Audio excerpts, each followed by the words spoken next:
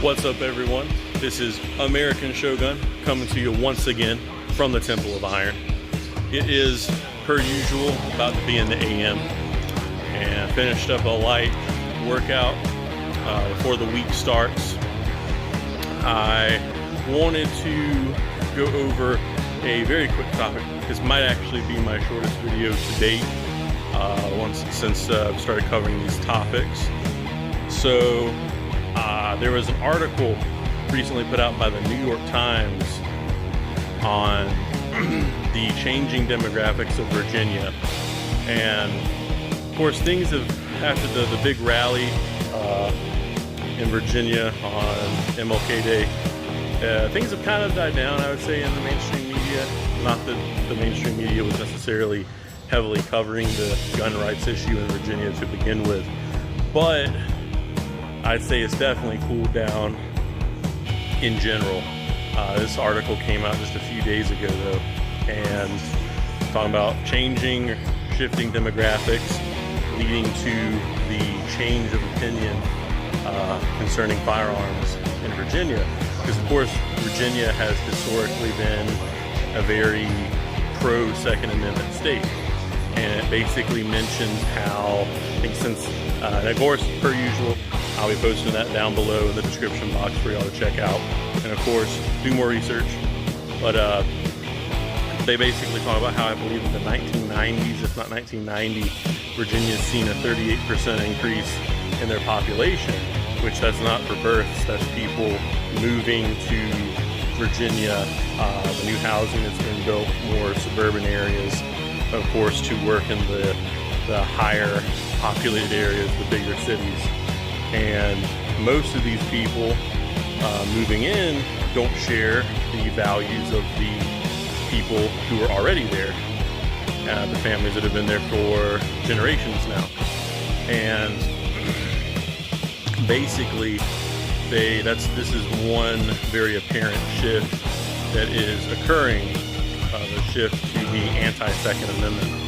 And so there's that. Talks about changing demographics, whether they be immigrants coming to work there, or just more liberal Americans who may have been in this country for generations. Basically, the demographics are changing, and this just leads for me to the idea of the people who have inhabited a country or a state or an area for generations, them being displaced by migration, immigration, what have you. And of course, if this was happening in a third world country, or really anywhere in America where liberals were being affected, or non-white minorities were being affected, it would basically be viewed as bad. And that's what we call gentrification, of course. Gentrification is in, the negative side, forcing the poor people out by objectively making that area better, in which the property values increase and they can't really afford to stay. And liberals would probably go even further and say that they're unfairly targeted by the police once that occurs. Conservatives would say we're objectively making areas better and bringing more commerce and business and opportunities for the community. But that's beside the point.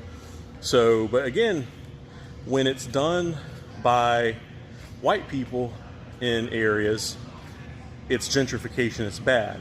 When it's done by liberals or non-whites, it's just viewed as change or progress. And so this to kind of piggyback, unfortunately, off my last video, the idea of conservatives and liberals working together, this is that one of those issues where I don't think we're ever going to, at this point, be able to have the common ground to say, well, wait, you shouldn't go in, it shouldn't be allowed, we shouldn't just so readily let these traditionally conservative states and areas be overtaken by transplants, by immigration, by just liberals moving in because there's better opportunity in the conservative area. which that's happening in Texas right now by people from California. And again, all this is readily accessible news. None of what I'm saying, I mean, I'm getting my source from the New York Times. Come on now, it's as liberal as it gets. So all this is truthful, all this is factual, and this is a big issue. You know, we just had Brexit finally occur, thank God. You know, and again, it goes to the idea of the people, the sovereign nation, the people of a sovereign nation wanting to determine their own course, live by their own traditions and rules and their moral compass, and not wanting to bow down before foreign powers or foreign influence. That foreign influence for Great Britain being, or the United Kingdom rather, being the nonsense of the European Union. And of course they're Europeans, but Europe for generations, for a very long time, they were all Europeans, but they were distinctive and sovereign nations. So the whole idea of it being racist or just a bad idea completely ignores the actual history of Europe and what Europe has been for generations and generations, far longer than America's existed, going all the way back to the early days, the Roman days of Europeans being separated. I mean, that's how it's always been. So congrats to the UK. Hope they can, and I know that they'll be successful, but hope it's a smooth transition overall. But back to us, that just further highlights the idea that the current left and the mainstream media, the mainstream thought that's pushed is that it's bad when conservatives, not even conservatives, but just liberal or minority areas are changed in some way. And this is taught, of course, in the actual curriculum going back to the founding of America. Just viewed as pretty much, it's being pushed now that the founding it was inherently bad, stealing land from peaceful Native Americans, which they weren't peaceful. They warred with each other all the time. Obviously, the early Americans were not innocent completely in what we were doing, but again, if you do actual research into the various Native American tribes, you'll see that they were equally brutal, and we learned scalping from them. We learned a lot of the tactics that we used against them from them. And you could say, well, aren't you being a hypocrite? You're saying, the traditional people of an area should have control over their lands, shouldn't have foreign influence. I mean, okay, it was a different age back then.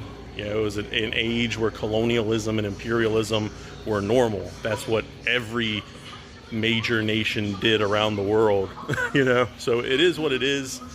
The thing is, they weren't established lands. You had warring tribes and nations with each other, competing for land and territory anyways. Unfortunately, a more powerful, better equipped, smarter, more advanced culture came in, took over. That's just how it is.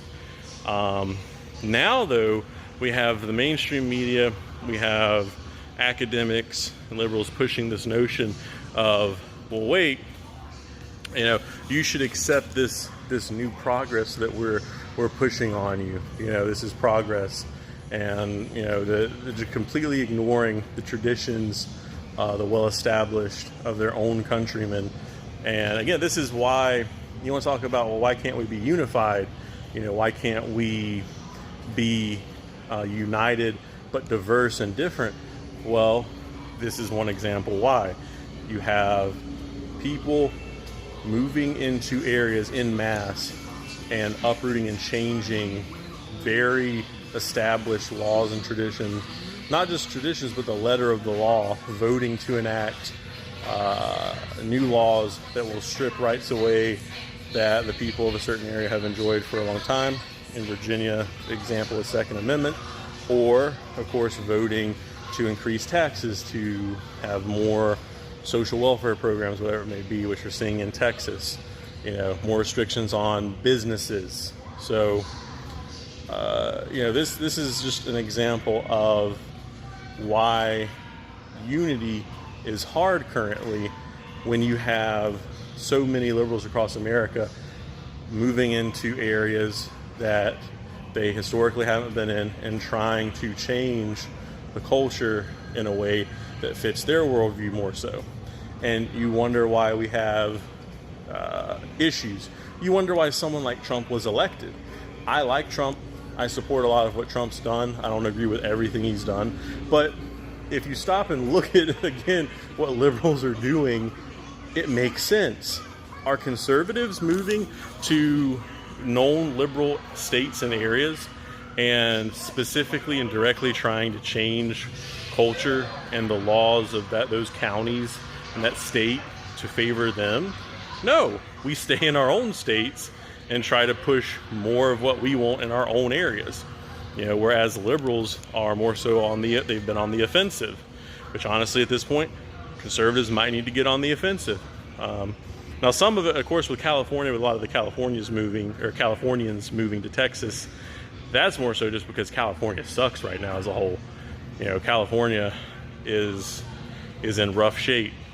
So I don't really know if it's not, and again, in Virginia, they're moving there, you could say, for opportunities, but they're being wherever they go, they're very aggressive in trying to implement policies and traditions and cultures that they're bringing from where they are at and forcing it on the conservative population. So, that it is what it is. That's just more so, this is a topic that I really just wanted to throw a blurb out about, definitely below, get some good discussion going on it. We've started to have a little more traction. I'm going to start trying to upload more often, even if it's just small thoughts like this. Be sure, of course, to like and share. I'll probably start mentioning this at the beginning of videos, like all the true YouTubers do. Everyone always, kind of mentions that at the beginning. But of course, please like, share, subscribe, and comment, of course, if you agree, disagree, whatever. But as usual, be prepared, and God bless the Republic.